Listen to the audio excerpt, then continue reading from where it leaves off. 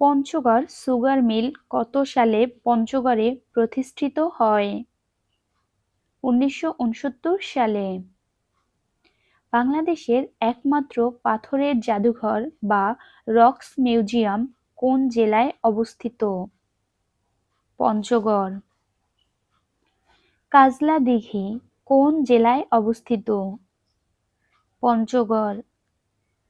পঞ্চগড় জেলার অন্তর্গত বাংলাদেশের সর্বোত্তরের উপজেলার নাম কি? তেঁতুলিয়া। বাংলাবান্ধা স্থলবন্দরটি কোন জেলায় অবস্থিত? পঞ্চগড়। করতোয়া নদী কোন জেলায় অবস্থিত? পঞ্চগড়। ২০২২ সালের চায়ের তৃতীয় নিলাম কেন্দ্র প্রতিষ্ঠিত হয় কোন জেলায়? পঞ্চগড়। বারো আউলিয়ার মাজার কোন জেলায় অবস্থিত? পঞ্চগড়।